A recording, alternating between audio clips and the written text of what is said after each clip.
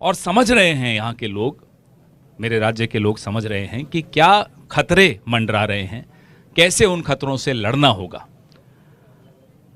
हम जब भारत जोड़ने की बात करते हैं तो सीमाओं पर भी कुछ खतरे मंडरा रहे हैं।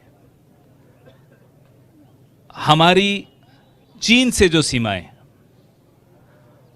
विशेष तौर पे अब जो अरुणाचल प्रदेश में हो रहा है, सरकार खुद भी आंख मूंद कर बैठी है और सरकार चाहती है कि मीडिया और विपक्ष भी आंख मूंद कर बैठ जाएं। कल तमाम विपक्षी दलों ने संसद में वॉकआउट किया क्योंकि विपक्षी दल आंख मूंदना नहीं चाहते, वो आंख खुली रखना चाहते हैं। वो चाहते हैं मीडिया भी अपनी आंख खुली रखे, क्योंकि अगर हम सब ने आंख मूंद ली तो माफ कीजिएगा, बॉर्डर पे बचने लायक कुछ होगा नहीं, कुछ रहेगा नहीं।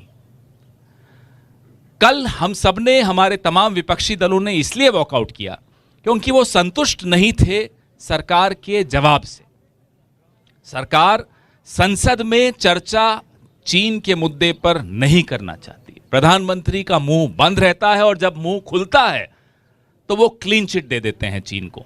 20 जून 2020 को जो उन्होंने क्लीन चिट दी, आज तक हिंदुस्तान उस क्लीन चिट का खामियाजा भुगत रहा है। हर बॉर्डर पे चीन के साथ हम उसका खामियाजा भुगत रहे हैं, क्योंकि चीन को समझ में आ गया है कि हिंदुस्तान का प्रधानमंत्री अपनी छवि से ऊंचा और किसी चीज को नहीं मानता। भारत की सीमाओं की सुरक्षा को भी वो अपनी छवि से नीचे मानते हैं, ऊपर नहीं मानते।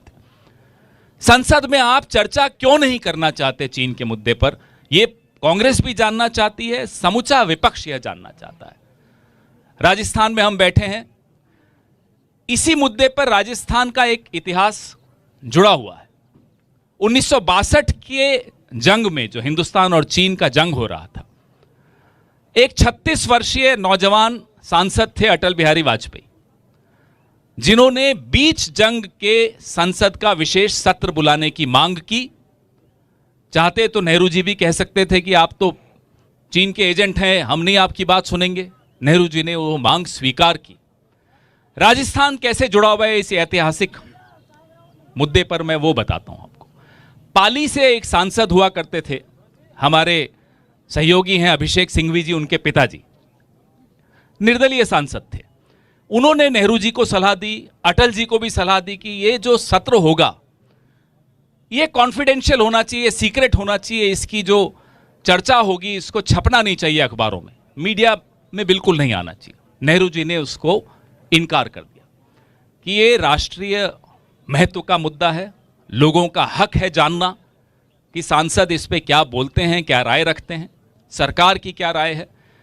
नेहरू जी ने जिद की कि संसद में चर्चा होगी और वो चर्चा कोई कॉन्फिडेंशियल चर्चा नहीं होगी, सबको मालूम होना चाहिए क्या हुआ। 165 सांसदों ने उस चर्चा में हिस्सा लिया, अपनी अपने विचार रखे। कांग्रेस के सांसद महावीर त्यागी हुआ करते थे, खुलकर उन्होंने सरकार से सवाल पूछे, अपनी ही सरकार से सवाल पूछे, और उन्हें किसी ने रोका नहीं। ये कांग्रेस की परंपरा ना तब थी ना आज है। मोदी जी को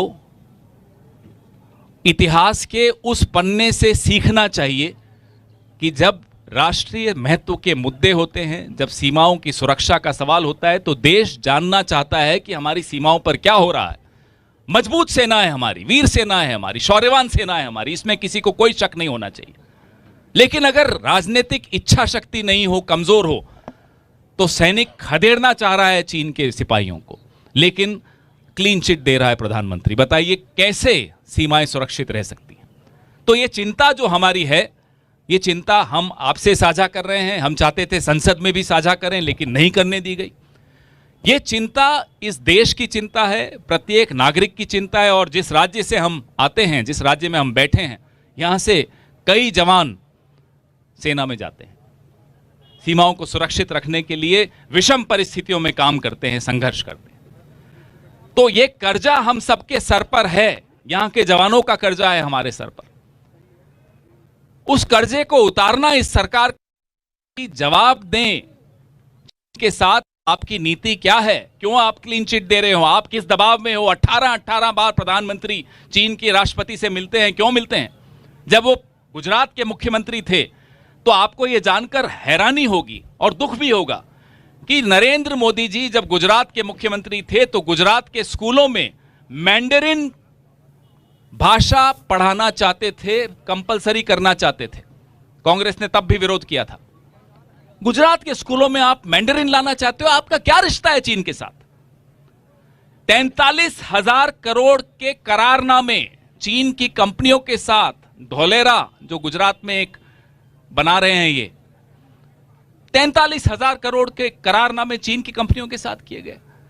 अपने जो एमएसएमई सेक्टर है उसको जमीन नहीं दे रहे, चीन की कंपनियों को धोलेरा में जमीन दी जा रही है। क्यों दी जा रही है? क्या रिश्ता है आपका? क्या कारण है? क्या दबाव है चीन का आपके ऊपर? चीन के पास क्या है ऐसा कि आप चीन के आगे न मुंह खोल पाते हो, न आंख उठा पाते हो? तो ये सारे सवाल, और आपको एक हैरान कर देने वाला तथ्य बताता हूं। कुछ कंपनियां हैं, यूसी वेबसाइट मोबाइल चीन की कंपनी है। भारत सरकार, मोदी सरकार कहती है कि यह कंपनी देश की संप्रभुता के लिए खतरा है। उसी कंपनी को लोकसभा चुनाव में भाजपा इस्तेमाल करती है। क्या कारण है? ऐसी और कंपनियां हैं। एक और कंपनी का नाम सुनिए, डोंगफेंग नाम की एक कंपनी है।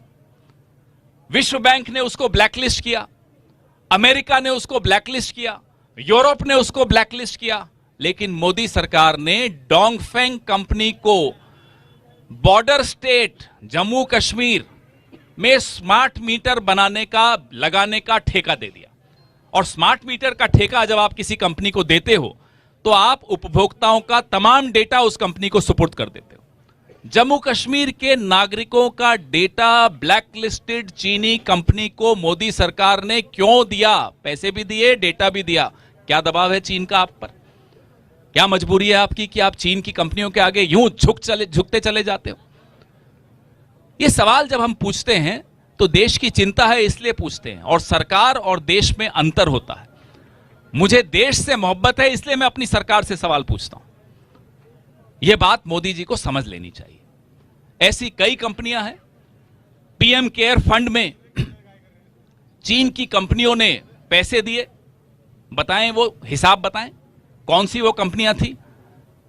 उसमें ऐसी ऐसी कंपनियां थी जिनको पूरा विश्व अपने अपने देशों में आने से रोकना चाहता है और रोकता है। हमारे प्रधानमंत्री ने पीएम केयर फंड, जिसके बारे में जानकारी न कभी आपको मिल सकती है न हमें, तभी मिलेगी जब हमारी सरकार आएगी, उससे पहले नहीं मिलेगी। वो तमाम कंपनियों से पैसे लिए, चीन की कंपनियों से। चीन की कंपनियों से आप लोकसभा चुनाव में उनको बुलाकर हस्तक्षेप कराते हो अपने देश के चुनावों में। चीन की कंपनियों से आप पैसे लेते हो। चीन की कंपनियों से आप पीएम केयर फंड में पैसे लेते हो, उनको आप धौलेरा में जमीन दे देते हो। आपकी नीयत क्या है? आप पर दबाव क्या है? ये हम बार बार पूछेंगे, जब तक जवाब नहीं मिल जाता हम पूछेंगे।